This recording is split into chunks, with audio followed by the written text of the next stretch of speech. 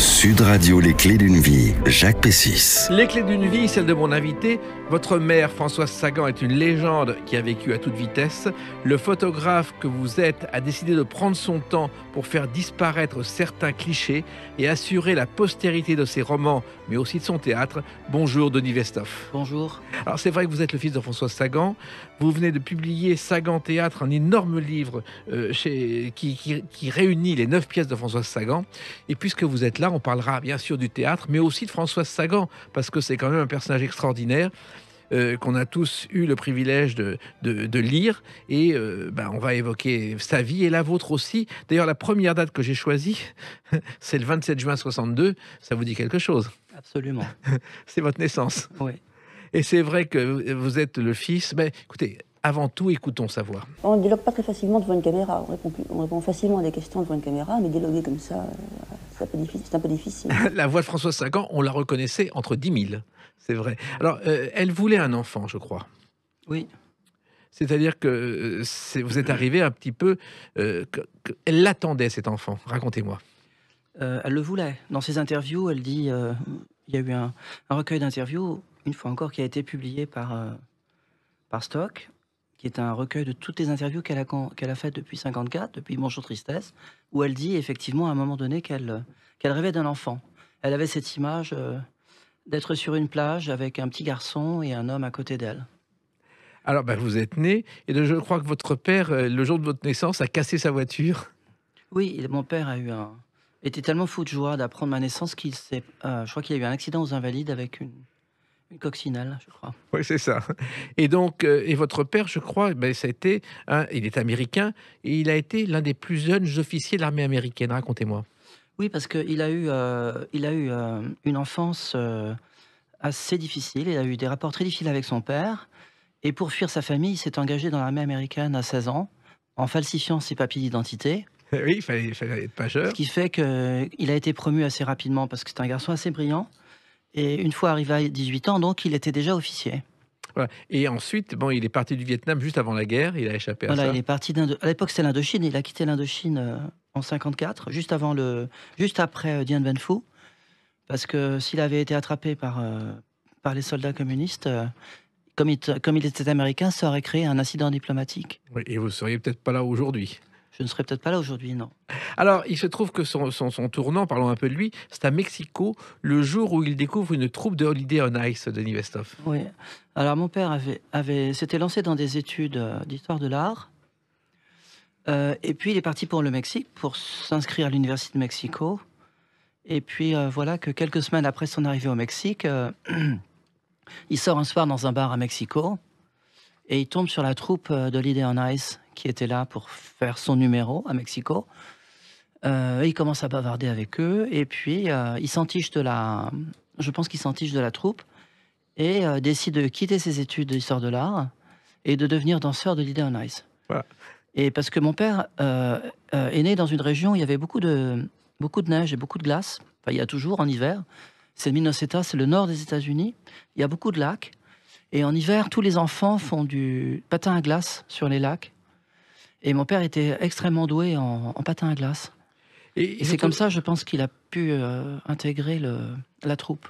Alors, il se trouve aussi que la troupe de Holiday on Ice a été créée, je ne sais pas si vous le savez, pour une semaine au départ, le 25 novembre 42 à Toledo. C'était pour fêter Noël dans un hôtel. Et finalement, ça s'est développé et on voit ce que c'est aujourd'hui. Mais au départ, c'était pour une semaine. Ah oui, oui.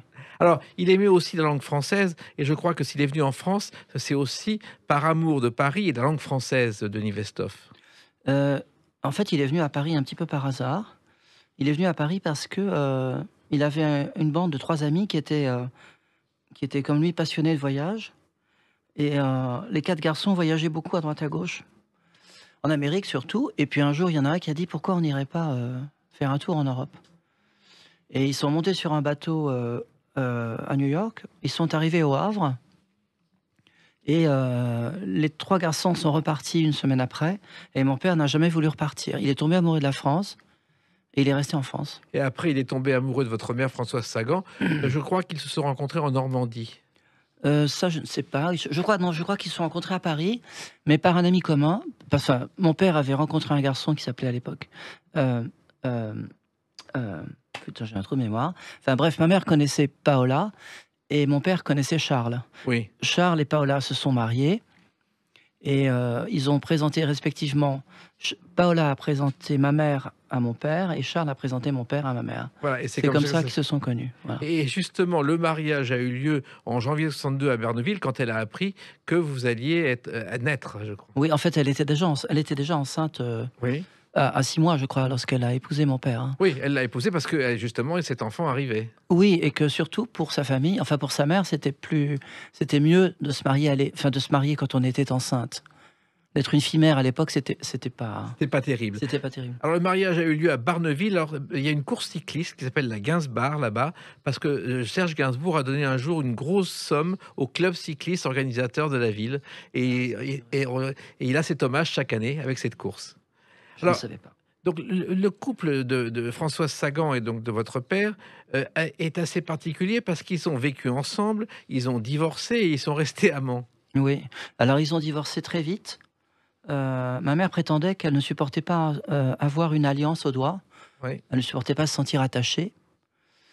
Donc, elle a choisi très vite de divorcer, officiellement.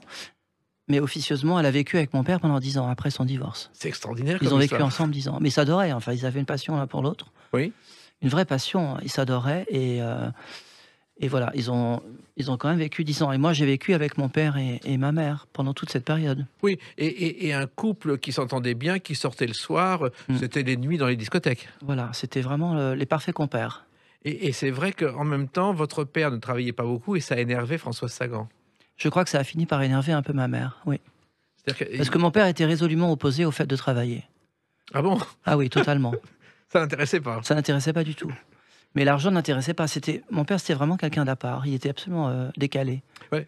Je crois qu'il a travaillé chez Publicis. Il a travaillé chez Publicis. Il a fait quelques petits boulots, mais il ne supportait pas l'autorité. Bizarrement, pour quelqu'un qui est quand même resté 8 ans dans l'armée américaine, c'est quelqu'un qui ne supportait pas la hiérarchie et qu'on lui donne des ordres et qui était une sorte d'électron libre, si je puis dire. Et il a trouvé un slogan, je crois, chez Publicis, ou un nom, c'est Yoplait. Oui, Yoplait, oui. C'est quand même extraordinaire. Oui. Bah, il prétendait avoir assisté à une réunion chez Publicis où le fabricant de yaourt était client de l'agence à l'époque, et on cherchait un nom de yaourt qui donne l'idée de fraîcheur et de spontanéité et d'énergie, enfin de dynamisme, comme ça. Et mon père a dit Yoplait, et c'est à partir de là, paraît-il, que les yaourts se sont appelés Yoplait. Exactement. Et il faut dire qu'à l'époque, Publicis, on pouvait y être travaillé en même temps de façon très particulière. J'ai connu des gens qui laissaient leur manteau sur le porte-manteau, qui mettaient 2 feuilles sur la table et qui allaient au cinéma. Il n'y avait aucun contrôle. Oui, à l'époque, c'était très cool. Je crois que votre père en a profité. Ouais. Alors, il faut savoir aussi que vous êtes allé pour la première fois au cinéma, je crois, de l'Universal avec votre père pour voir Bibi et Coyote à l'Odéon. Oui, c'était une des premières fois, oui. Et c'était un dessin animé à l'époque qui arrivait et qui était adapté par les Américains de Mark Twain. C'était au départ Bibi et Coyote, ces 2 personnages qu'on voit encore en dessin animé. Et c'était les coyotes affamés qui chassent le grand géo coucou. Voilà. C'est ça. Et ça, vous savez, c'était des moments fabuleux pour vous, enfants. Mais oui, mais figurez-vous que, je ne sais pas comment vous avez eu cette anecdote, mais figurez-vous que c'est moi qui ai traîné mon père pour voir Bibi le Coyote. Parce que mon père n'était pas très, très partant pour aller voir ce film. Et donc, on est allé dans ce cinéma qui était près de la place de l'Odéon, effectivement, qui était près de la place de l'Odéon. Et figurez-vous que mon père s'est tordu de rire pendant tout le film. Voilà. Alors, pendant ce temps-là... Il riait plus que moi, même. Votre mère travaillait parce que je crois que Françoise Sagan, contrairement à ce qu'on a dit, elle a beaucoup travaillé. Il n'y avait pas une journée sans une interview, sans son avis sur l'adaptation ou l'écriture. C'était un travail énorme. Oui, oui. Elle était très, très assidue, finalement, pour une femme qui passait pour quelqu'un d'un peu oisif comme ça, de prenant la vie facilement, de disant toujours qu'elle aimait ne rien faire et laisser passer le temps. En fait, c'est une femme qui travaillait, qui avait une énergie et un amour surtout de son travail qui était très très fort, et elle aimait vraiment l'écriture. Vous savez, donc elle s'y consacrait par passion surtout. Vous savez, quand il y a de passion, il n'y a plus de paresse. Hein. C'est une vocation, en fait. Pour elle, elle adorait écrire, en fait. Elle adorait écrire, mais arriver à écrire et à mener une vie joyeuse, c'était pas facile de concilier les deux, Denise Wessel. Ah, si, elle arrivait bien à le faire, quand même, je trouve. Enfin, elle s'est bien débrouillée. Elle arrivait à concilier les horaires. Travailler la nuit, vous savez. Oui. Ou ou le soir. Et puis le jour, elle avait ses rendez-vous, ses interviews. Et puis la nuit, parfois, elle sortait. Donc elle arrivait à... Elle dormait le matin, en fait, beaucoup. Et vous, vous alliez à l'école pendant ce temps-là, et vous n'êtes jamais sorti, en revanche, avant votre majorité, à Non. l'inverse de votre mère. Non, j'ai jamais... Pour mes 18 ans, je suis allé pour la première fois dans un nightclub. Oui, qui était, C'était le Jimmy's. le Jimmy's, qui était Régine. Il y a aussi eu l'Aventure, dirigée par Dany, Oui, où vous traîniez de temps en temps. L'Apoplexie, qui était sur les Champs-Élysées. oui, oui. Et c'était pour vous une découverte. Ah oui, tout ça, c'était découvert. C'était le monde de la nuit et le monde des gens, des fêtards, des gens joyeux, Que votre mère avait bien connu. que ma mère avait bien connus, oui. Mais elle venait pas avec vous dans ces cas-là. Non, on est sortis quelques fois ensemble à l'époque, mais on est sortis au Palace dans les années 87-88, lorsqu'il y a eu cette grande époque du Palace, où il y avait Fabrice Emmer, où il y avait des grandes soirées organisées avec Grace Jones, où il y avait toute cette époque des années 80 qui était très, très gaie. Et voilà, et il y a eu des moments plus tristes et plus durs. On en parle avec une autre date qui est là, c'est lié à un souvenir douloureux, le 15 avril 1957. A tout de suite sur Sud Radio avec Denise Westhoff pour parler de Françoise Sagan. Sud Radio, les clés d'une vie, Jacques Pessis. Sud Radio, les clés d'une vie, celle de mon invité Denis Westhoff. On parle de votre mère Françoise Sagan. On va évoquer aussi ce théâtre de Françoise Sagan que vous avez édité aujourd'hui et qui est une œuvre monumentale dans tous les sens du terme. Et une date importante de la vie de Françoise Sagan, votre mère, c'est le 15 avril 57. Malheureusement, un accident à Milly-la-Forêt qui a failli lui coûter la vie. Et ce jour-là, je crois qu'elle s'est brisé le poignet avec un levier de vitesse et qu'elle n'a pas pu contrôler sa voiture. Alors oui, on ne sait pas très bien si c'est le levier de vitesse qui a provoqué sa perte de connaissance. Mais ce qu'on sait, c'est que lorsqu'on a essayé de la sortir sous la voiture, parce que la voiture s'était retournée, la voiture était tombée sur elle. Donc elle avait la voiture qui était... le pare-brise de la voiture était sur son thorax, en fait. Oui. Donc elle avait les côtes brisées, elle avait le bassin brisé, les poignets brisés. Elle était vraiment en 1000 morceaux, comme elle disait. Et ça a été affreux parce que on a vraiment cru qu'elle allait... Enfin, tout le monde a cru qu'elle allait y passer, qu'elle allait mourir. Oui, en fait, elle refusait de mettre sa ceinture de sécurité. Mais à l'époque, il n'y a pas de ceinture. Oui, il n'y en avait pas, mais elle a toujours refusé Oui, parce que c'était quelque chose qu'elle détestait. Elle se souvenait, je crois, de Françoise d'Orléans qui était morte dans sa voiture. qui était morte brûlée dans sa voiture sur la Côte d'Azur, dans une petite voiture de location qui avait brûlé. Elle n'avait pas pu se détacher. Oui, parce qu'en fait, son chien lui avait sauté dessus. Elle avait perdu le contrôle de sa voiture. Ah, ça, je ne savais C'est pas. la vérité. Alors, elle se retrouve à l'hôpital, donc à Corbeil, et je crois que votre oncle, Jacques Coirez, va vraiment la sauver en la faisant arriver à Paris. Oui, parce que lorsque, en fait, ma mère était partie chercher des amis sur la route, rattraper des amis sur la route pour leur montrer le chemin, et puis donc elle a eu cet accident, et donc ma mère n'est jamais revenue. Alors son frère s'est inquiété, il a pris sa voiture, il est allé sur place, et il est tombé sur l'accident. Et puis là, il est tout de suite allé. Les gendarmes lui ont dit elle est partie pour Corbeil, donc il est parti pour l'hôpital de Corbeil. Arrivé à l'hôpital de Corbeil, les médecins étaient catastrophés, les infirmières étaient catastrophées. Et il y a une infirmière qui a dit à mon oncle, donc au frère de ma mère, vous savez, il n'y en a plus pour très longtemps. On a fait venir le prêtre. Et à ce moment-là, mon oncle rentre dans la chambre et il y avait le prêtre qui faisait l'extrême-onction, vous voyez. Et finalement, Et mon oncle s'est absolument révolté contre ça. Il s'est tout farouchement opposé au fait que sa sœur puisse mourir. Et il a pris son téléphone. À l'époque, il avait quelques relations. Il a fait bouger je ne sais pas qui dans Paris. Il a réussi à obtenir une ambulance et 2 motards. Et il a réussi à faire rapatrier ma mère à Paris, où elle est arrivée. Alors là, vraiment, à la frontière de la mort, quoi. Vous savez, il y a un mot, bref. Et on l'a sauvée absolument en extremis. Elle était vraiment morte. Et donc, elle a passé 3 mois de soins dans cet hôpital à Neuilly. Et ça s'est arrangé ensuite, sauf qu'elle a dû prendre de la morphine en permanence. Alors, on a dit qu'elle était droguée. Bon, c'est vrai qu'elle sacrifiait aux substances toxiques, mais en même temps, la morphine chez elle, c'était une nécessité, Denis Westhoff. C'était pour Françoise Sagan. Oui, c'est une nécessité parce que on l'a soignée avec un médicament à l'époque qui était un médicament tout nouveau qui s'appelait le Palfium et qui était un nouveau procédé que les Belges avaient découvert et qui était beaucoup plus fort que la morphine. Et on l'a soigné avec ce médicament comme si c'était un médicament normal. Ce qui fait qu'après son séjour à l'hôpital, elle était complètement intoxiquée par la morphine. Et donc elle a dû, quittant l'hôpital où elle se faisait soigner pour ses blessures, elle a dû rentrer en clinique à Garches pour suivre une cure de désintoxication à la morphine. Voilà. Et il se trouve que Piaf était dans le même cas, c'est-à-dire que Piaf, on a dit qu'elle était droguée, c'est faux. Elle avait une polyarthrite et elle prenait des doses de morphine pour ne pas souffrir avec la polyarthrite. Et je crois qu'à Garches, elle a rencontré quelqu'un d'autre qui faisait une cure aussi.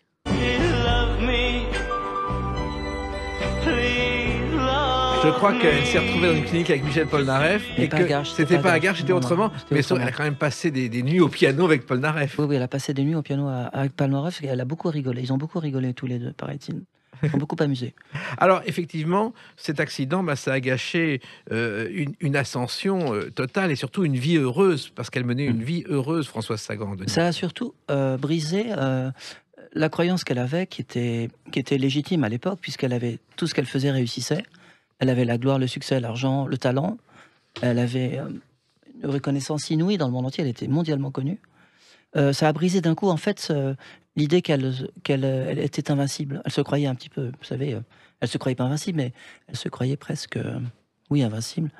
Et cet accident, en fait, a freiné complètement, lui a remis un petit peu en face des réalités.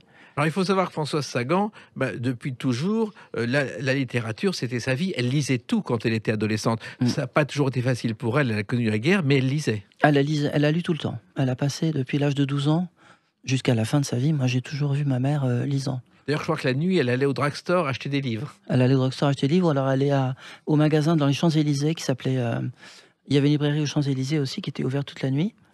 Et elle y achetait des livres. Et puis, il y avait la librairie qui était Boulevard Saint-Germain, au coin de la rue Saint-Benoît, qui était ouverte toute la nuit aussi, pratiquement. Ce qu'on ne peut plus imaginer aujourd'hui. Et puis un jour, à 17 ans, elle dit qu'elle va écrire un roman, et elle le dit tellement qu'elle va être obligée de le faire parce que personne n'y croit, Denis Westhoff. C'est ça. En fait, elle a des amis qui sont des étudiants de son âge, qui sont en faculté de Sorbonne avec elle, et chacun dit ce qu'il veut faire plus tard, ce qui est un petit peu normal. Et elle, quand on lui demande ce qu'elle veut faire, elle dit je vais être écrivain. Bon, très bien, elle est écrivain. Et puis, quelques semaines après, ou peut-être un mois après, ses amis lui disent « Qu'est-ce que tu veux faire plus tard ?» Elle dit « Je veux être écrivain. » Ils lui disent « Mais tu nous dis être écrivain, mais il faudrait peut-être que tu nous prouves ce que tu veux faire. » Et elle prétend que c'est grâce à ça qu'elle a commencé à écrire, pour pouvoir prouver qu'effectivement, elle voulait devenir écrivain. Mais je crois que profondément, elle voulait être écrivain toujours. Elle a toujours voulu être écrivain. Je crois qu'elle l'a écrit dans l'appartement familial. Et il y a d'ailleurs une plaque aujourd'hui devant l'immeuble de Westhoff que vous avez fait poser. Il y a une plaque voir Malesherbes au 167 où il est dit que François Sagan a écrit Bonjour Tristesse dans cet immeuble. Alors, ce qui est étonnant, c'est qu'au départ, elle le livre, elle veut le montrer à personne parce qu'elle le trouve pas bon. Finalement, elle le montre à une de ses amies qui est Florence Malraux. Enfin, elle a écrit le livre en 2 temps. Elle a écrit un premier jet, si je puis dire, probablement au début de l'année 53. Et puis elle le trouve pas très bon, donc elle le met dans un tiroir et elle n'y touche plus parce qu'elle trouve ça pas bon. Et puis après ça, elle rate son examen de propédeutique de Sorbonne et là, elle se retrouve recalée donc et partant en vacances avec ses parents pour la Côte Basque, avec les railleries de sa mère et de sa sœur qui se moquent d'elle parce qu'elle a loupé son examen. Et comme ça l'énerve, elle décide de rentrer à Paris avec son père au mois d'août, donc en août 53. Elle rentre à Paris, elle s'enferme dans l'appartement, elle reprend son manuscrit et elle achève l'écriture de ce texte. Ce qui fait qu'au mois de novembre-décembre, probablement, Bonjour Tristesse est terminé et elle montre à son amie Florence Malraux le manuscrit de Bonjour Tristesse. Bonjour Tristesse, Florence Malraux lit le manuscrit dans la nuit. Et elle appelle ma mère le matin et lui dit « François, c'est formidable, tu es un écrivain, ton livre est merveilleux. » Et du coup, ça encourage ma mère à le faire dactylographier, parce que ça fait plus propre, elle dit. Elle fait faire 2 exemplaires du livre. Elle en porte un chez Plon, rue de l'Université, et un chez Julliard, qui à l'époque est boulevard Saint-Germain.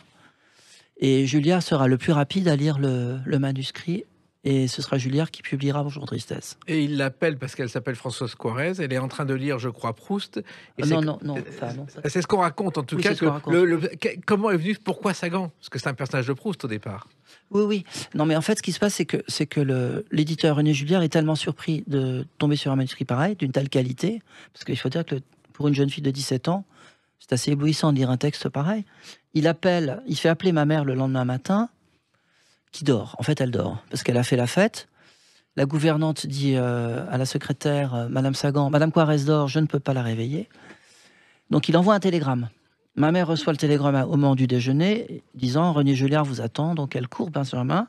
Elle passe l'après-midi dans un bureau avec René Julliard, qui veut s'assurer que c'est bien elle qui a écrit le livre, parce que venant d'une jeune fille comme ça, c'est très étonnant quand même. Donc elle le convainc que c'est elle qui a écrit le livre, mais c'est pas difficile à l'époque, puisque c'est une jeune fille quand même assez brillante et assez imaginative. Et bref, le livre sort quelques semaines plus tard. Et pendant la période de promotion du livre, enfin de la fabrication du livre, c'est vrai que Julliard rappelle ma mère en lui disant le nom de Coirez n'est pas très commercial, n'est pas très marketing. Il faudrait que vous trouviez un autre nom. Et à ce moment-là, elle est en train de lire Marcel Proust. Elle tombe sur le nom de Sagan et elle dit Sagan. Voilà. Et Sagan est né comme ça. Et ben voilà. Et il s'est passé d'autres choses importantes dans sa vie et dans la vôtre, notamment le 8 août 1958. On en parle dans quelques instants sur Sud Radio avec Denise Westhoff qui parle de Françoise Sagan. Sud Radio, les clés d'une vie, Jacques Pessis. Sud Radio, les clés d'une vie, celle de mon invité Denis Westhoff. Vous êtes le fils de Françoise Sagan, vous publiez son théâtre, Sagan Théâtre, on va en parler tout à l'heure. Mais on revient à une date importante dans la vie de Françoise Sagan, c'est le 8 août 1958. Elle a acheté une maison en quelques secondes, en quelques minutes, et là, je crois que c'est à Écmoville, et c'était un manoir qu'elle avait loué et qu'elle pensait quitter. C'est une maison qu'elle a louée l'été 58 parce qu'elle avait fui Saint-Tropez, parce que c'était l'été où Roger Vadim avait tourné le film avec Brigitte Bardot, Et Dieu créa la femme. Le film avait connu un tel engouement, il y avait eu un tel succès autour de Brigitte Bardot, comme tout le monde le sait, que la ville était remplie de journalistes, de reporters, de photographes, et que ma mère se trouvait poursuivie par les pourchassés parce qu'elle était aussi célèbre pas aussi célèbre que Bardot, mais très célèbre quand même. Et ma mère en avait assez de cette foule, elle aimait être tranquille, et donc elle a demandé à son amie Paola, celle qui lui avait présenté mon père, un endroit pour être un peu tranquille pour passer l'été. Et Paola lui dit, eh bien va en Normandie, tu vas voir, tu seras extrêmement tranquille. Et ma mère lui dit, mais tu n'y penses pas parce qu'en Normandie il pleut tout le temps.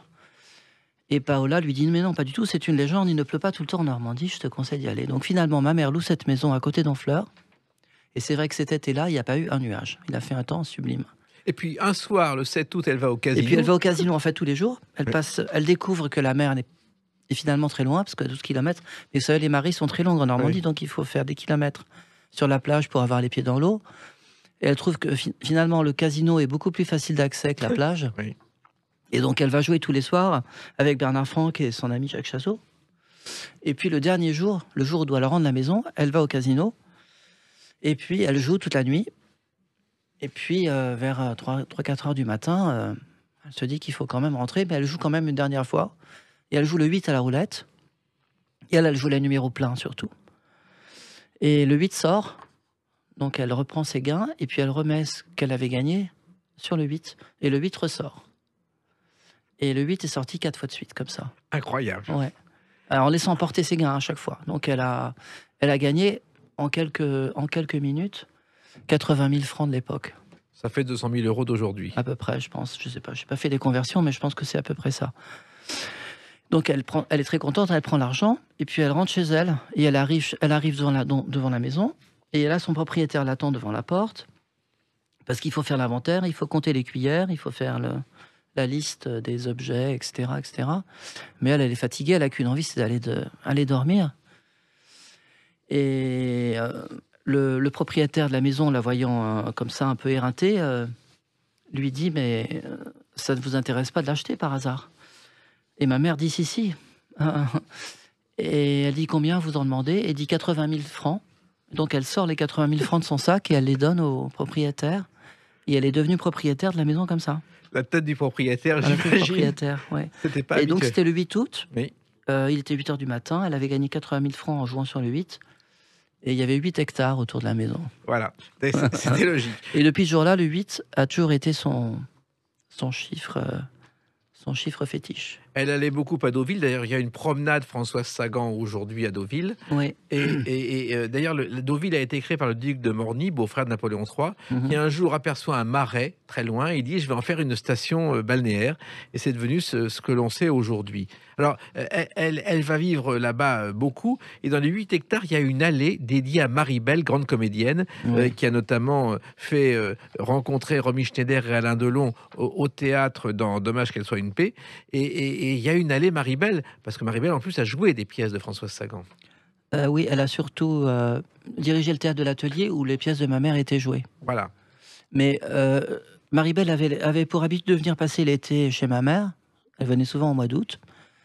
Et elle habitait une chambre qui était au rez-de-chaussée de la maison, qui était la seule au rez-de-chaussée. Elle avait une vue sur tout le jardin et toute cette allée très grande, qui était très majestueuse, qui était peuplée de hêtres, très hauts, très centenaires, qui étaient des très grands arbres.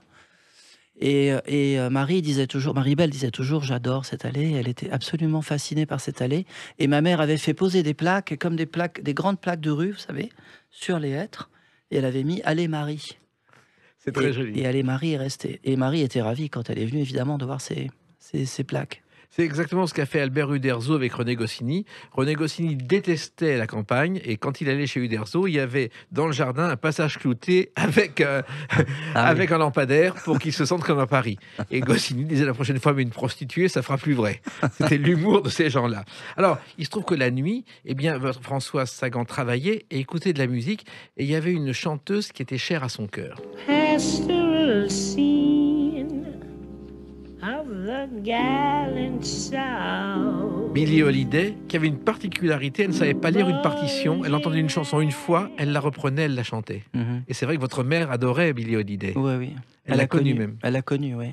Et ça faisait partie des choses importantes de sa vie, la Oui. musique. Elle a écrit un texte sur Billie Holiday avec mon meilleur souvenir, où elle raconte sa rencontre avec Billie Holiday qui l'a complètement émue et fascinée. Voilà. Et puis il y a aussi quelqu'un que vous avez sauvé, on ne sait pas assez, c'est Barbara qui a failli se noyer. Oui, dans la piscine de la maison. Qu'est-ce que c'est que cette histoire-là? Alors, elle est venue passer une semaine en été, me semble-t-il, et puis elle était toujours habillée. Elle était jamais. Barbara était toujours couverte. Elle ne se mettait pas au soleil parce qu'elle n'aimait pas le soleil. Donc, elle avait une grande cape noire, mais une cape très légère, une cape d'été, vous voyez. Et puis, elle était avec nous au bord de la piscine. Tout le monde nageait, tout le monde allait à la piscine, et elle ne savait pas nager. Et puis, à un moment donné, je ne sais pas ce qui lui a pris. Elle a peut-être eu trop chaud. Elle est rentrée dans la piscine, et la piscine, c'était une pente, vous voyez, une pente douce. Donc on la voit rentrer dans l'eau et puis on se dit, bon, elle se rafraîchit. Et puis elle avançait dans la piscine, elle avançait, jusqu'au moment où sa tête était immergée. Et à ce moment-là, on la voyait plus. On voyait sa cape noire sur l'eau, puis on voyait plus sa tête. Et heureusement, on avait une amie qui était une grande nageuse, qui a plongé tout de suite pour la sauver. C'est incroyable cette histoire. Ah oui. Alors, je crois que la campagne, vous avez beaucoup vécu dans cette maison. Pour vous, Denis Westhoff, comme pour Françoise Sagan, c'était important, l'air était important.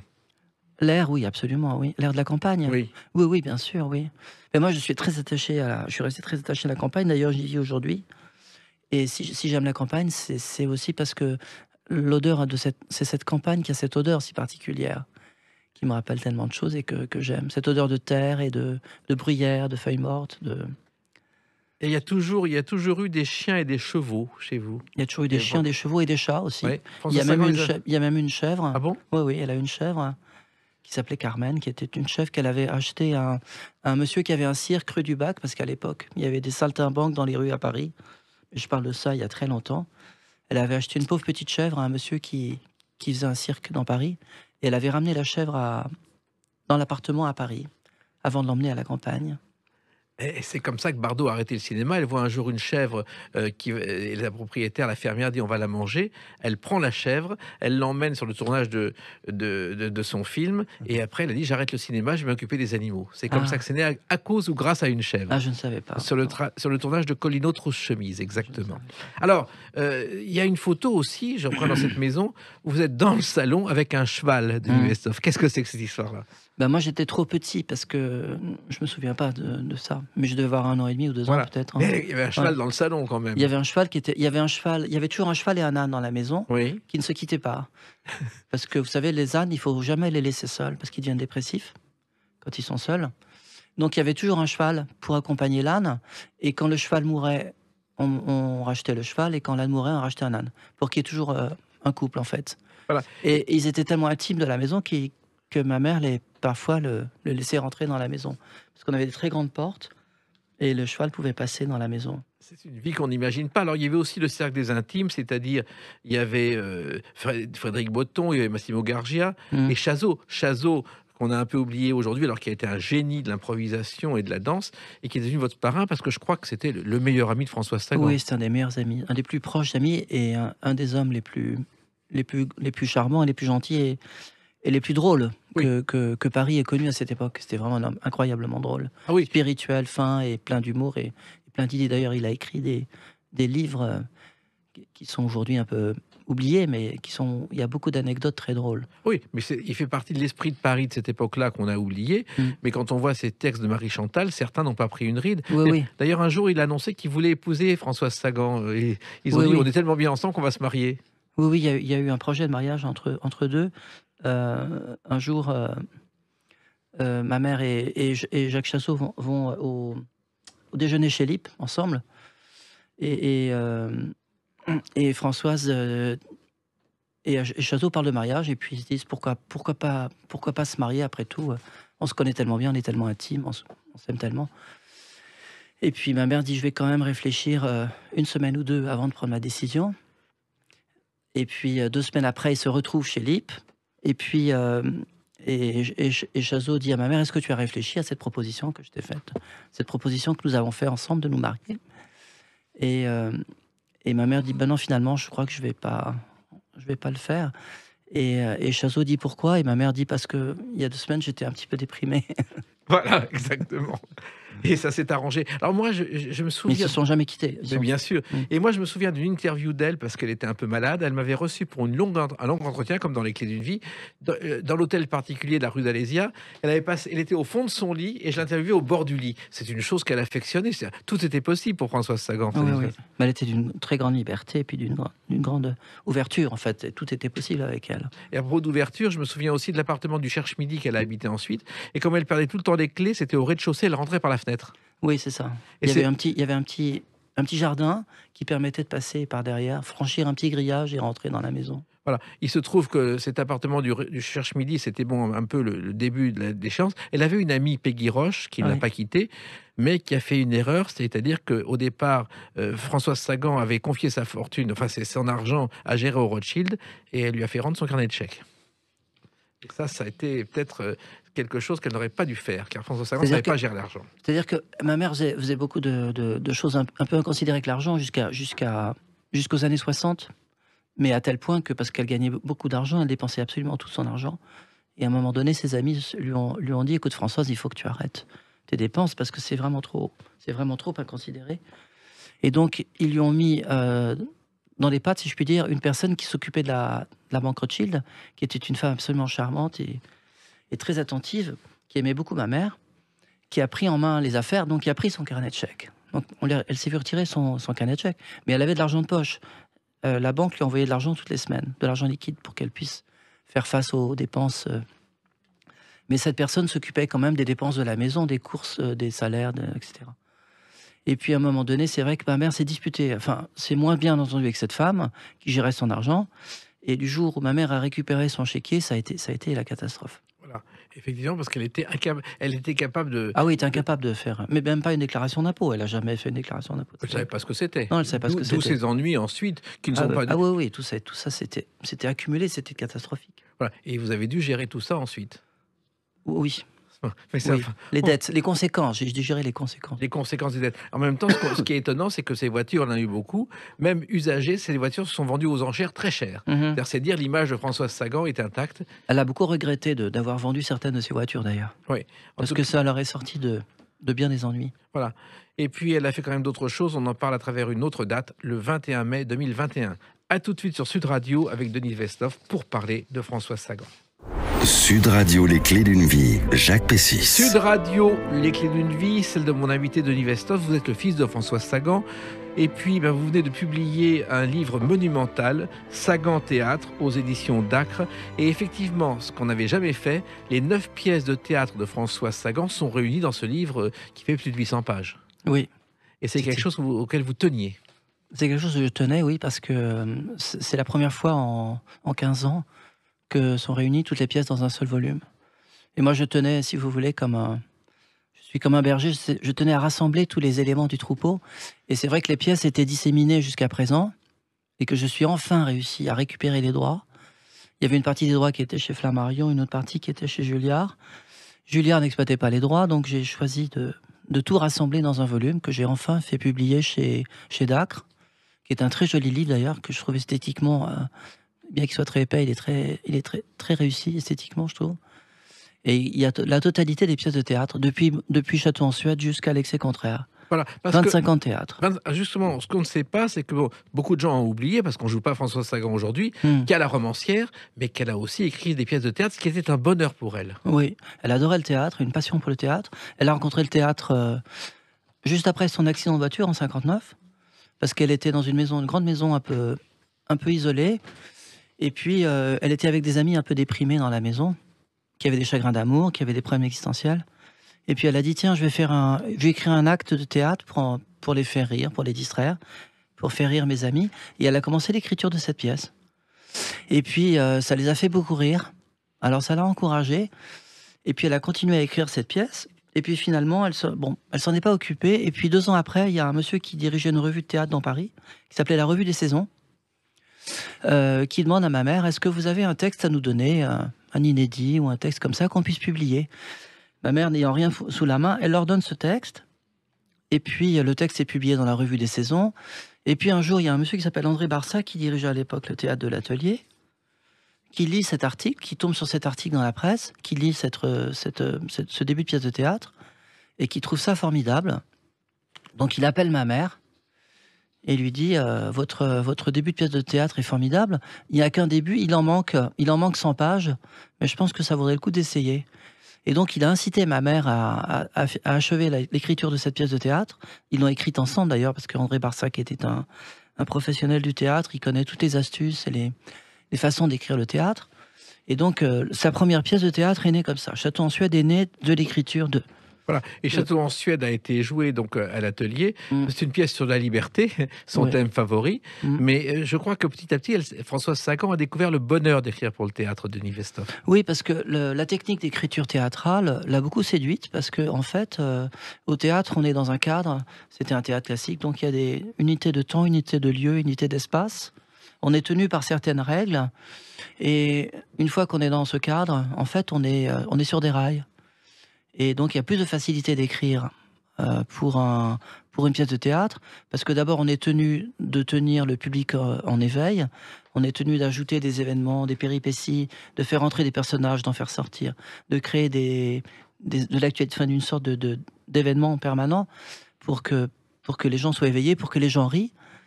Et donc, il y a cette nécessité, si vous voulez, de créer, en fait, des événements qui lui plaisent beaucoup, parce que c'est très spontané, et ce sont des moments où on peut ajouter des choses très cocasses. Et comme ma mère a quelqu'un qui a beaucoup d'humour, qui a beaucoup d'esprit, elle a retrouvé là une facilité pour écrire des pièces qui sont parfois très drôles, avec beaucoup de gags et de péripéties, et des situations tout à fait incongrues. Oui, parce que ce qu'on a oublié, c'est que Françoise Sagan riait beaucoup avec ses amis. J'ai assisté à des soirées où c'était des fous rires permanents. Ah oui, des échanges. On riait tout le temps. Voilà. Chez elle, on riait sans arrêt. C'était rire à volonté. C'était tout le temps des rigolades, des plaisanteries. D'ailleurs, elle supportait pas les gens barbants, comme on disait. Et elle ne supportait pas les gens prétentieux non plus. Non plus. Alors, cette pièce, elle a du succès. Elle reçoit l'un des prix les plus prestigieux, qui est le prix du Brigadier. Elle va être adaptée au cinéma par Vadim, justement, avec Jean-Louis Trintignant, Monica Vitti et Brialy. Et ça lui ouvre une voie royale vers le théâtre, finalement. Oui. Et elle a continué à écrire. Mais le théâtre, je crois que ça avait commencé à 12 ans, parce qu'elle détestait Molière et elle adorait Racine, Denis Vestov. Elle adorait Racine parce qu'elle adorait le rythme de Racine, elle adorait les alexandrins.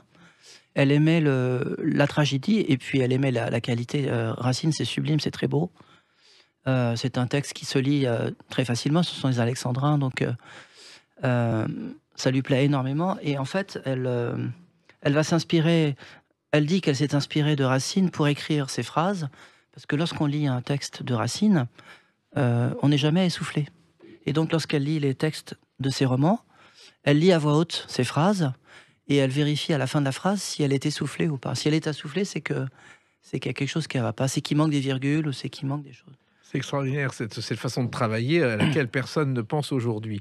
Alors, c'est vrai que cette pièce a du succès et que, en revanche, je termine là-dessus, Molière, elle détestait, je crois qu'elle a accroché un buste de Molière par une ficelle à une porte un jour quand elle était enfant. Elle était dans une classe de français où on lui a fait un cours sur Molière qui l'a beaucoup ennuyée.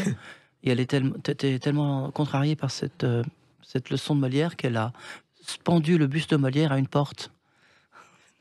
Alors, il faut savoir dans ce livre Sagan Théâtre, qui a écrit toutes les pièces, certaines ont eu du succès, d'autres beaucoup moins. Il y a du haut et des bas. Voilà, ça peut arriver. Oui. Et je crois que les violons parfois qu'a joué Marie-Belle, ça a été un échec financier énorme. Ça a été terrible, oui. Ça a été un échec affreux, ouais. Mais ça n'a pas empêché. Ça n'a pas empêché de refaire une tentative. En fait, il y a eu des hauts, des pièces sont faites comme des vagues. Ça a eu des moments de succès, comme le cheval évanoui qui a eu beaucoup de succès, la robe mauve de Valentine avec Daniel Darieux. Avec Daniel Darieux qui a eu beaucoup de succès. Et en revanche, les violons parfois n'ont pas du tout marché. Bonheur impair et passe n'a pas du tout marché. Il y a eu vraiment des choses comme ça très irrégulières. Et pourtant, Bonheur impair et passe, il y avait Juliette Gréco, parce qu'elle admirait, je crois, Juliette Gréco, et il y a une amitié qui est née entre Gréco et Françoise Sagan. Oui, elles ont été très amies toute leur vie, toutes les deux. Et d'ailleurs, elles ne se sont jamais quittées, puisque même séparées, Juliette vivant dans le Midi et ma mère vivant à Paris, elles restaient en contact, toujours. Et Juliette Gréco a même chanté Françoise Sagan. Va, moi je n'ai que toi, et tu n'as que moi, et tu nous perdras quand tu l'oublieras. Le jour, c'est une chanson c'est un poème qui a été mis en musique et que Juliette Gréco a chanté. Et c'est vrai que je me souviens d'une émission de télévision où il y a Françoise Sagan et Juliette Gréco à côté du piano, et elles improvisent ensemble. Ah oui. Ce sont des choses. Elles riaient beaucoup, elles aussi, toutes les deux. Alors, il y a eu aussi une autre pièce, Le piano dans l'herbe, et vous l'évoquez, bien sûr, elle est dans ce livre Sagan Théâtre de Denis Vessoff, mais vous avez assisté aux répétitions, c'est un souvenir d'enfance. Oui, parce que c'était Piano dans l'herbe, c'était 68, 69, je crois, donc je devais avoir 7-8 ans. Et ma mère m'a emmené aux répétitions. La répétition, c'était l'après-midi. Alors j'allais au théâtre de l'Atelier avec ma mère, on prenait la voiture, on traversait Paris, on arrivait sur cette petite place avec ses arbres, et ce très joli théâtre, que moi je trouvais très joli. Et on rentrait dans ce théâtre, et tout à coup, on rentrait dans l'obscurité. Vous savez, c'était en été en plus, donc il faisait très beau, une pleine lumière. Puis on rentre dans ce théâtre, et on se retrouvait dans une grande salle très obscure, avec tous ces fauteuils vides, et puis tous ces bruits vous savez, les machinistes, les menuisiers, les électriciens, les maquilleuses, les costumières, et tout ça qui circulait dans le théâtre. Tous ces gens qui étaient très affairés, qui travaillaient tous. C'est une ambiance quand même très... C'est une ambiance de ruche, vous voyez, tout le monde travaille. Ça. Qu'on n'oublie pas quand on est enfant. On n'oublie pas ça. C'est très étonnant à voir. Et puis, il y avait sur la scène, il y avait ces projecteurs, et il y a les acteurs qui étaient évidemment éclairés par ces lumières. Et on ne voyait qu'eux, vous voyez. Et ils avaient leur voix qui portait très fort, ils parlaient fort. Puis ils avaient des jeux de scène qui étaient assez impressionnants pour un enfant. Donc moi, j'ai gardé des souvenirs de ça. C'était un monde complètement isolé, complètement à part. Le théâtre, c'était une bulle de fiction. Je sais pas, c'était très, très étrange. Il y a aussi des pièces qui sont dans ce livre jouées par Anna Karina, même par Martin Lamotte, que je conseille d'ailleurs à celles et ceux qui nous écoutent, parce que finalement, on ne joue plus les pièces de Françoise Sagan aujourd'hui. Peut-être qu'on les rejouera et peut-être que ce livre aidera à les rejouer. Alors justement, figurez-vous que j'ai rencontré beaucoup de gens qui m'ont dit, après le renouveau Sagan, si je puis dire, en 2005-2006, lorsque je me suis occupé de faire republier ses œuvres, beaucoup de gens m'ont dit, mais pourquoi ne joue-t-on pas le théâtre de Sagan aujourd'hui dans Paris? Je dis, mais c'est parce que d'abord, c'est difficile de monter au théâtre des pièces avec plus de 5 ou 6 comédiens. C'est que les théâtres sont difficiles aujourd'hui pour prendre autant de comédiens sur une scène. Et puis aussi parce qu'on ne trouve plus les textes de son théâtre en librairie, et que pour que les gens puissent envie de jouer le théâtre de Sagan, il faut qu'ils puissent lire les pièces. Et ça, effectivement, j'ai bien fait de faire ce recueil, parce que maintenant, les gens ne pourront plus me dire les pièces ne sont plus publiées. François Sagan avait une autre passion, le cinéma. Bon, pas forcément ses adaptations de romans. Je crois qu'elle a aimé Aimez-vous Brahms particulièrement. Ouais. Et puis la chamade. Mais Oui. surtout, ce qu'on ne sait pas beaucoup, c'est qu'elle a elle-même commencé à tourner des courts-métrages. Alors, elle a fait un court-métrage, notamment, qui s'appelle Encore un hiver, qui est un court-métrage de 15 minutes qui se passe dans le jardin du Luxembourg entre une vieille dame et un jeune homme qui se rencontrent comme ça, qui attendent chacun leur ami. C'est un petit court-métrage qui a beaucoup de charme et qui a eu un prix à New York, le prix du court-métrage. Et ses essais cinématographiques se sont arrêtés là. Elle a aussi fait un film, mais qui a été un flop, qui s'appelait Les Fougères Bleues, Oui. avec Françoise Fabian, Jean-Marc Boric et Francis Perrin, qui est une adaptation de l'une de ses nouvelles, qui s'appelle Des yeux de soie, Et qui puis, n'a pas du tout marché. et puis, elle a présidé le Festival de Cannes en 79. Ouais. Ça a été aussi un moment important pour elle. Et elle s'est battue justement en tant que présidente du jury pour que le film qu'elle souhaitait, Le Tambour, soit récompensé. Oui, parce qu'on a voulu influencer, on a voulu donner la palme au film de Coppola à l'époque, qui était Apocalypse Now. Apocalypse Now. Et des gens sont venus la voir avant la remise du prix, enfin avant la délibération finale, pour lui proposer de l'argent pour qu'elle vote Pour Coppola. pour Coppola. Et elle a dit, bah, si c'est comme ça, moi je m'en vais. Donc elle a commencé à faire ses valises et elle a menacé de partir. Et à ce moment-là, bon, ils l'ont rattrapée par le bout de la Manche. Et finalement, sa voix ils ont partagé la voix, ils ont coupé la palme en deux.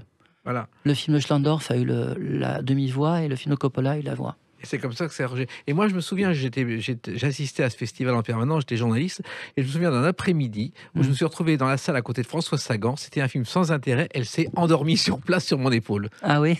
Elle était capable de ça aussi quand ça l'intéressait pas. Oui, Alors, aujourd'hui, Denis Vestop, vous avez un gros travail, puisque finalement, vous avez hérité de dettes et que depuis des années, vous êtes battu, car votre mission, aujourd'hui, c'est que Françoise Sagan, que ses livres, que ses pièces revivent et continuent à vivre. Oui.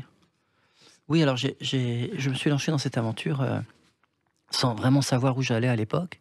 Mais mon objectif, en fait, à l'époque, c'était de faire en sorte que son œuvre ne s'éteigne pas, que ses œuvres continuent de vivre, qu'elles continuent d'être connues, continuent d'être lues.